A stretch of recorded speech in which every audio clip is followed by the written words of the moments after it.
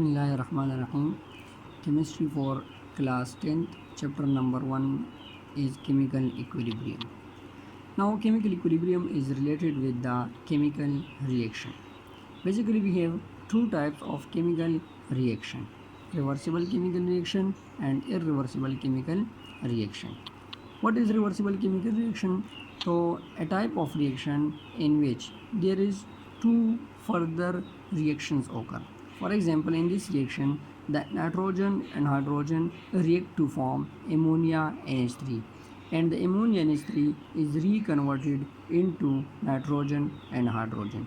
So one is a forward reaction in which the reactant are converted into product, and the second one is backward reaction in which the product is reconverted into the reactants. So such type of reaction will be called what? Reversible reaction.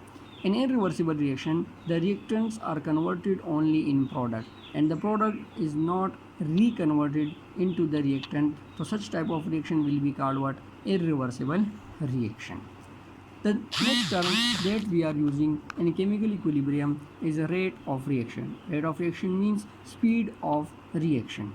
Its definition is the increase or decrease in concentration of reactant or product in unit time is called rate of reaction.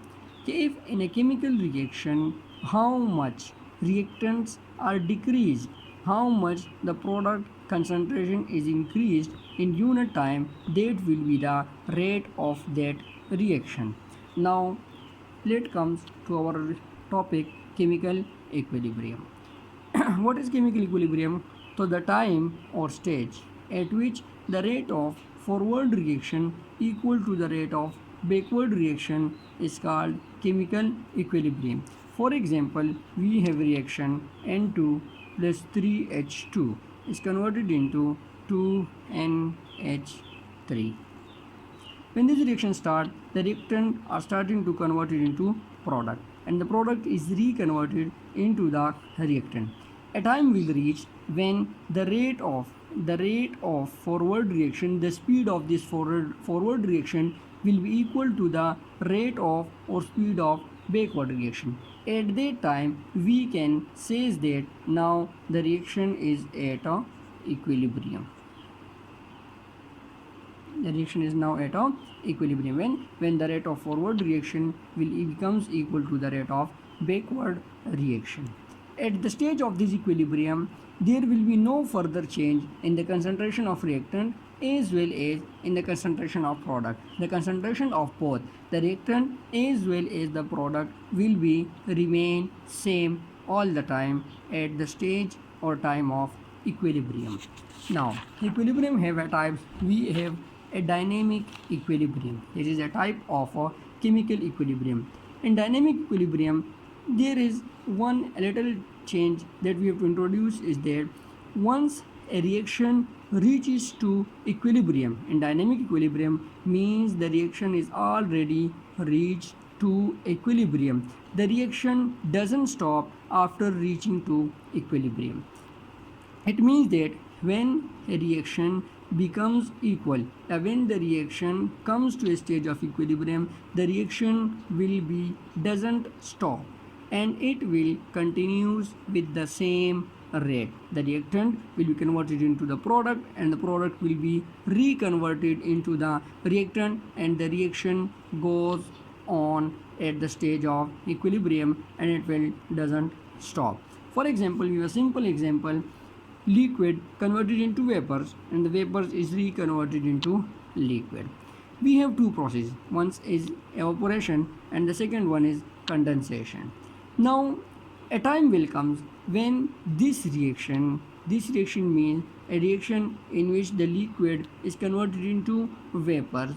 That speed of will be equal to the speed of this reaction in which the vapors are reconverted into liquid.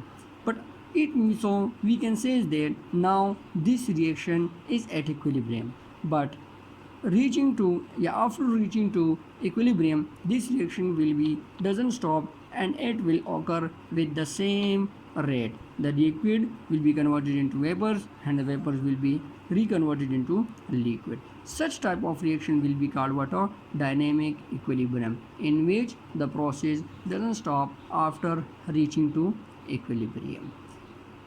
The next topic is law of mass action.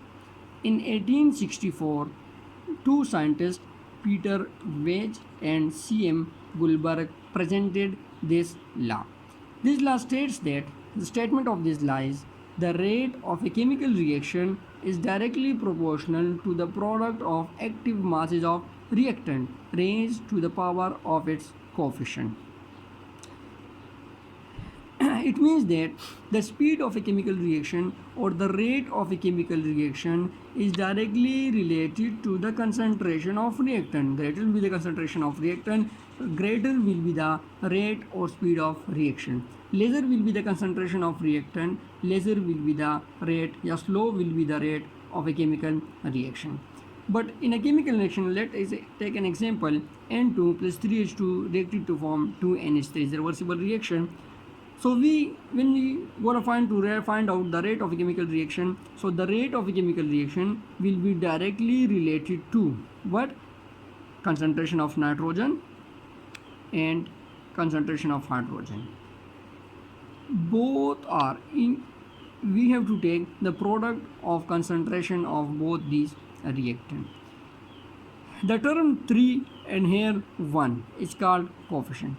These coefficient in rate law rate equation will become the exponent or power of that reactant. The square bracket represent the concentration of the reactant.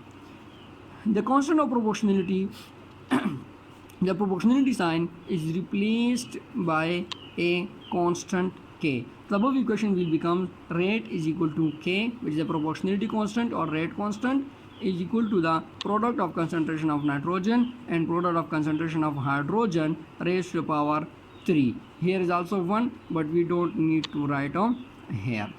So this is called what? This is called rate equation.